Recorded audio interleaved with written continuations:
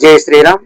శ్రీ పరాభనామ సంవత్సరం, ఉత్తరాయణం, వసంత ఋతువు, చైత్ర మాసం, బౌద్ధపక్షం, ఏకాదశి, హిందూవాసరే అంటే సోమవారము, ధనిష్ట నక్షత్రం 12:50 వరకు, తదుపరి శతభిష నక్షత్రం.